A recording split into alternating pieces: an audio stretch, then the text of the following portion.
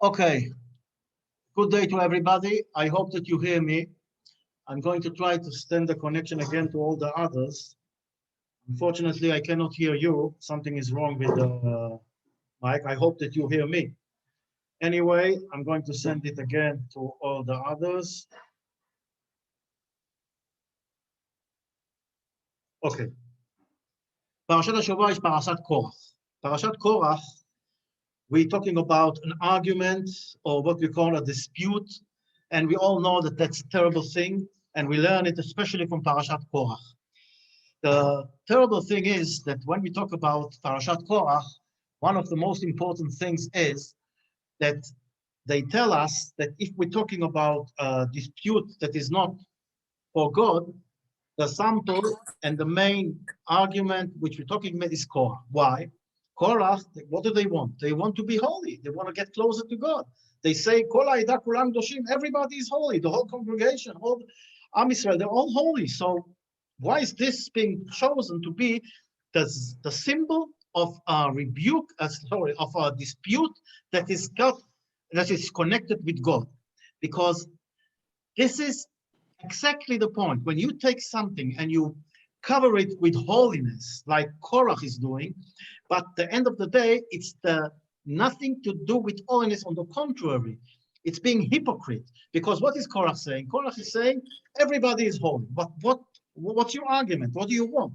He wants to be the Kohen Gadol. In other words, he wants to rule. He wants to be on top of everybody.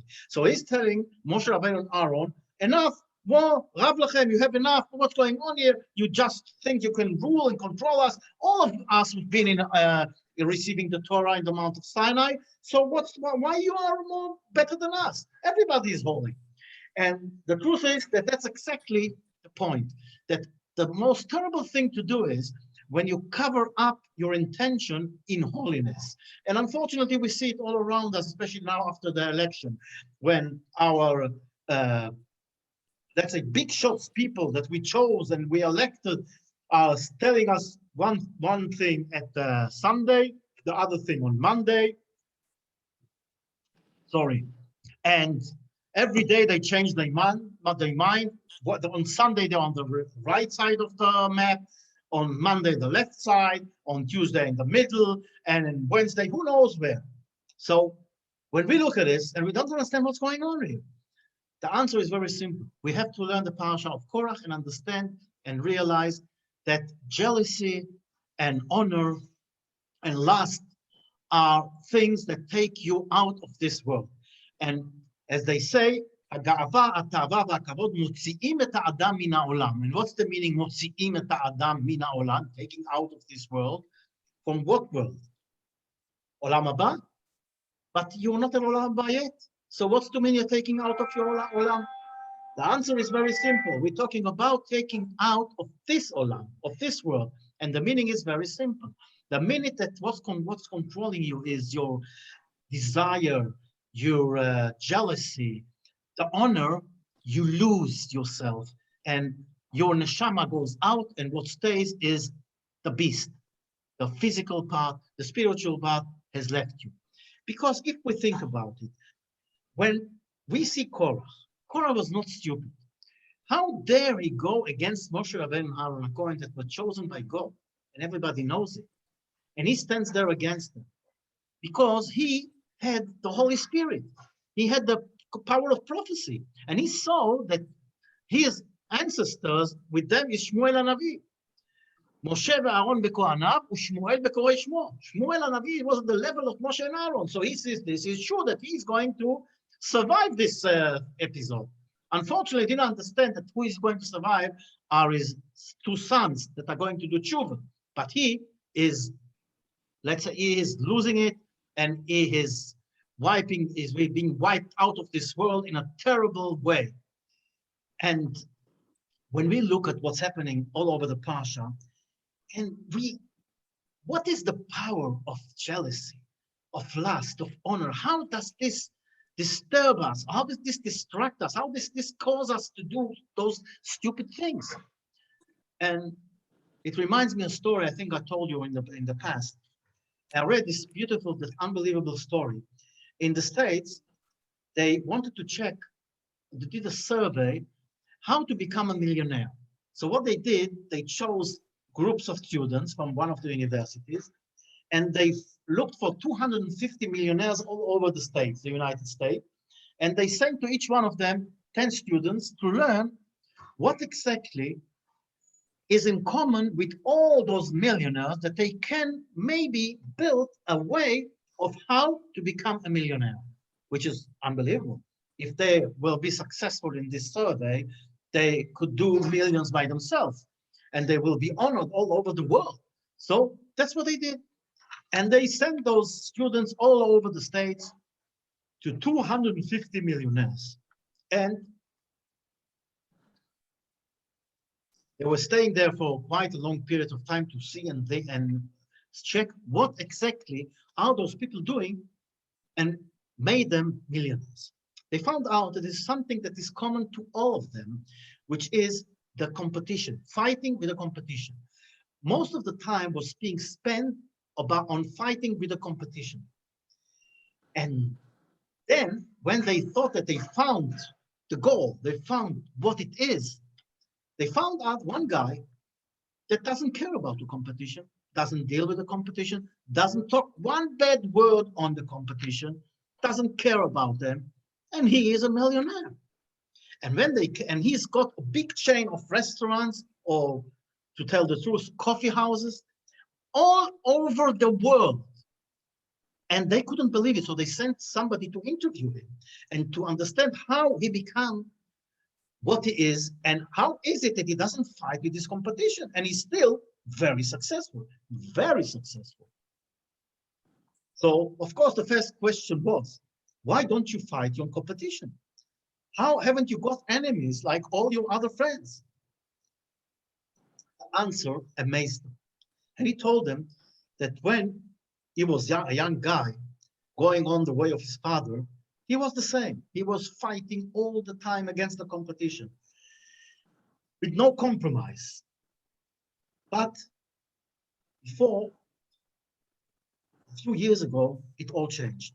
And it happened when he was a part of a delegation that went. They were used to go every few years all over the world to places, to find places where they can open new businesses.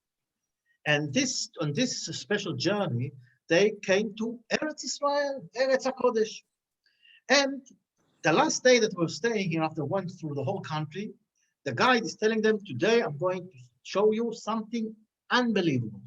So they all were thinking about, wow, it's going something that's like discovery, and archaeologist discovery about something ancient, because Eretz Israel is the Holy Land, it's an ancient country. And they were amazed to get into the middle of Jerusalem, into this neighborhood, ultra-Orthodox neighborhood, a Haredi neighborhood, very like full with houses and people. And they were stopped near a big building. There was like a hive, people coming out, coming on, young people going in, out, in, out, in, out. Before they were getting down off the bus, the guide asked them, what do you think should be the size of an institute that has 6,000 students? And how many people do you need to run a place like this? And how many people you need in the management? So the people of the group did calculation. They're all business people. They know what they're doing. They did, well, we need dining rooms, offices, how do you say, places to sleep, classes, etc., etc. And they come to the conclusion, 150,000 square meters, at least. And you need approximately 400 staff people. Well, said the guy, I want to tell you, welcome to Yeshivat Mir, Mir Yeshiva. In this yeshiva, you have 6,000 students, and the size of this place is 3,000 square meters, and that's it. Remember, they said you need, for a place like this, for 6,000 students, you need 150,000 square meters. And here we're talking about 3,000 square meters. And then they said that you need, for the staff, you need around 400 people. Yes?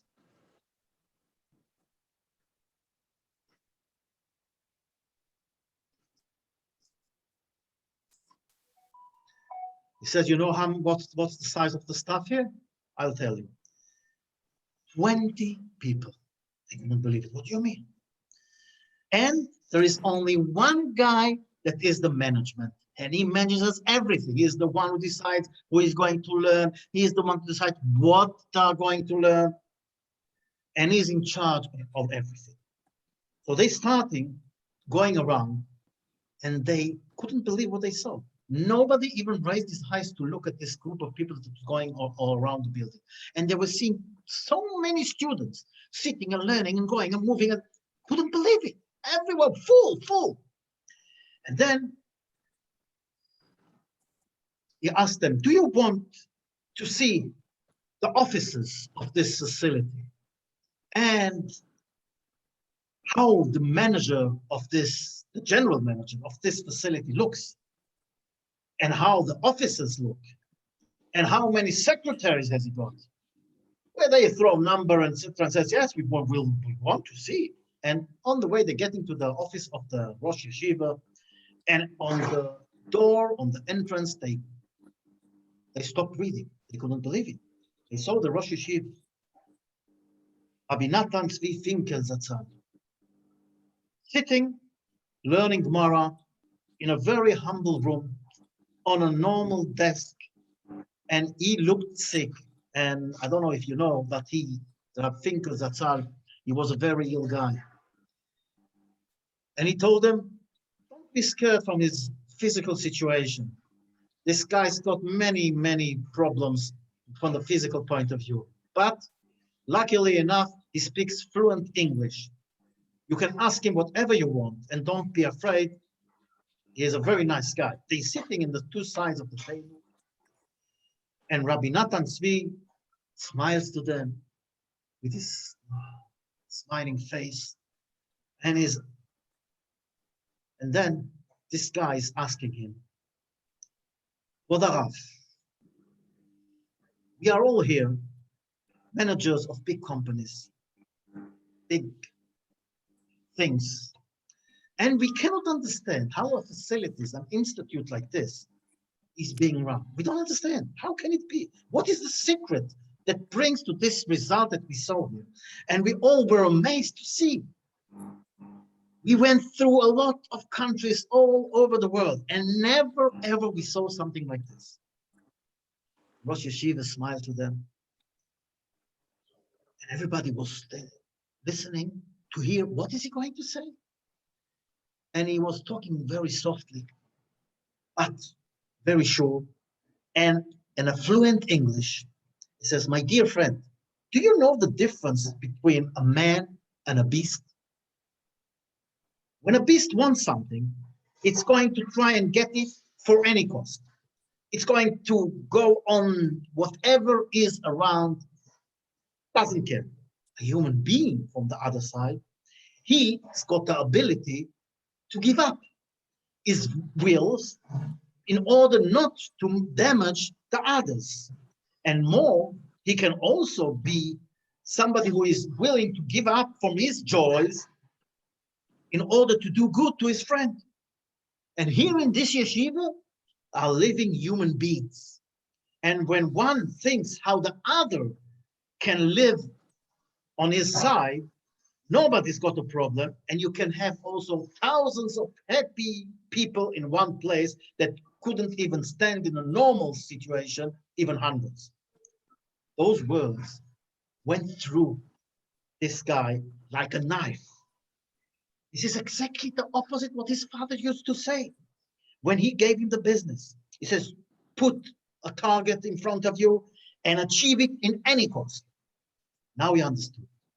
That's not a human being behavior. That's a beast. And from this day on, he decided he is going to change. He's not going to fight anymore with his competition, definitely not doing anything wrong. He doesn't care what they're doing. And if they're successful, let it be.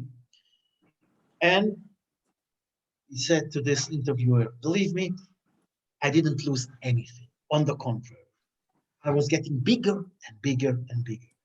And the main thing is, I become a human being again. And this story is like Opposite story of Korah. And now I want to tell you, I don't know if you know, it's a real story. And the guy we're talking about is Howard Schultz, which is the owner of Starbucks Cafe. Starbucks coffee, you all know, is all over the world, spread. No, when I went to China, I couldn't believe it. In every corner of street, you have a Starbucks. I don't have to tell you in the States how many they have. But it's not only there, all over the world. So this guy is successful big time. And this is without doing competition, without fighting his competition, without talking badly on others, being a human being. In other words, you never lose if you do the right thing. And I think this is what the meaning is, Kulam Dushim. This is, yes, Am Israel Kulam Dushim. They're all holy. When are they holy? When they keep the right way and everybody's doing his own job and not trying to take the job of somebody else. And it reminds me another story I have to tell you, because you see, the way to learn the Torah and to understand that the story of Korah is not a story. It's a lesson for us how to learn and how to behave.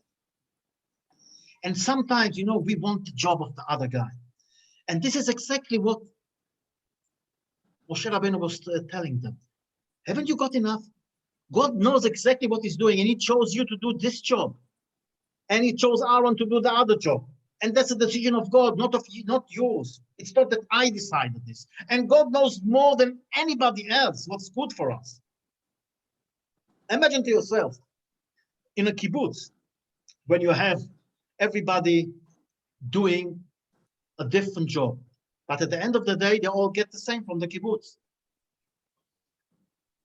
Is this fair? One is a manager, the other one is working in the refet, the other one is going in with agriculture, and the other one is cleaning, and the other one is in the kitchen, and they're all getting the same. And imagine to yourself that somebody from the kitchen or from the refet dealing with the cows is going to say, I want to sit in the office and run let's say the accountants of the account of the like the business account of the kibbutz. Or the business account of the kibbutz will decide to be working in the refet. Does it sound logical? It says, we all know that we were sitting for many hours and deciding who is suitable for what. And certain things, we're all doing them by turn. Everybody in his own turn does it. But the professional thing, everybody was chosen to his own abilities and talent that is got. And we all know that if you take somebody who's got a talent for one thing, put it on the other thing, it's not going to work. And on the other side, if you are asking for more work on top of the work you've got, something here is stinking, because it doesn't sound good. If you have a job and you're doing it properly, and now you're coming and asking for more, and you know that you're not going to gain anything more regarding mascoret, regarding salary. You're not going to get more salary. You're not going to get more money. We all got the same. So why do you want more work? Why do you want something else? There could be two reasons. Either you don't do your job, so you have plenty of time to do other things because you don't do your job, or you want a job that doesn't belong to you, that is not you haven't got the talent for it. And that's exactly what Moshe Rabbeinu is telling them. What's not enough what God gave you to do? What do you think? God doesn't know what he's doing? He gave you the right job, and you've got the right job. And if you're asking for something else, something is wrong with you. And this reminds me, years ago, we used to have shelves for a warehouse, and we used to assemble them.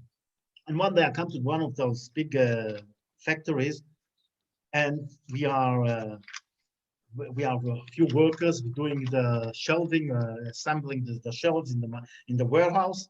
And there's a warehouse like that, not very big warehouse. There were around, I don't know, 20 people working there.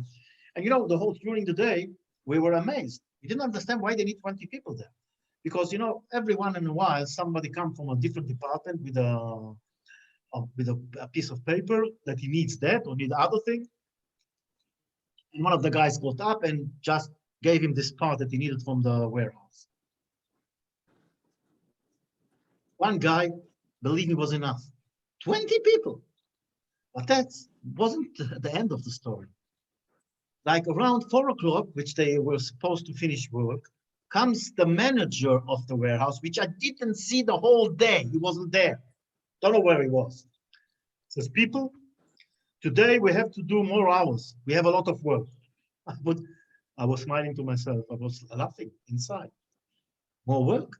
You didn't do anything the whole day. So now they're going to stay more hours, getting double the salary for doing nothing?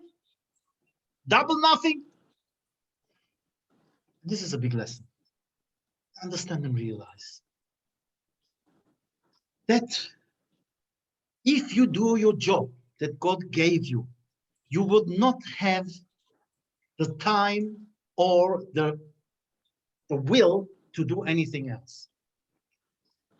But if you don't do your job, you will always find other things that you want to do. You will be jealous about this or the others. But if you understand that at the end of the day, Kol ha'eda kulam kedoshim doesn't mean we're all the same, because we are not all the same. Everybody has different talents, different abilities. And if we all do the same job, nothing is going to be done. The same as this warehouse. If 20 people doing a job of one guy, means that 20 people are doing nothing, or at least 19 people are doing nothing. But that's not why you're here. You're being wasting your life. And then you cry, oh, I need to work more. What, you didn't work the whole day? What do you need to work more? And this is something we have to put in ourselves. Yes, we are all holy. But you know when? When everybody's doing his own job. When everybody's using his own talent to do the right job. That's why we have a Kohen, a Levi, Israel. We have a man, we have women, we have rich, we have clever, we have stupid, we have poor, we have things, we have people with physical abilities, and we have people with spiritual abilities. We have people with this talent and with other talent.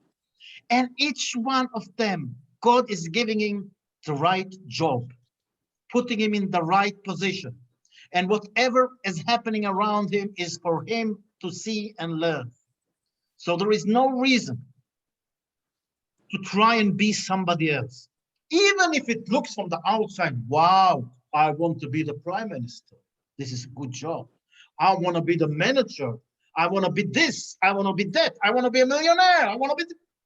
It's not good for you. God put you in the right position. This world is a world, a virtual world. It's not a real world. The real world is the next world. Here, we have a job to do in order to get to the next world. And for this job, we got abilities and talent, and God put us in the right position. He gave us a job. So don't try and shout to God, God, I want this other job. No. God, thank you for the job you gave me. I'm going to do it. And I'm going to help my friends to fulfill their job. That's the right way of doing it. That's Kol ha'eda kulam kedoshim. When everyone is in the right place, in the right position, and understanding that we're here for everybody, that we help all the others. Like we saw with this unbelievable guy, our Schultz, and we all know how successful Starbucks is. He is the founder. I don't know if he's still the owner, but he used to be the owner still a few years ago. And his business is very successful. So we see that also in the physical world, those who know to be in the right place and not try and fight others and take their place, they are the successful ones. So I'm wishing for all of us to be successful with whatever we do. And don't forget, each one of us has got his own talent, his own abilities. And we're here to help each other to fulfill those abilities. That's the right way of doing it. Not to try to take the job of your friend, not to try to be him, but to try to help him, to help each other to do our job, each one in his own position. All the best to everyone.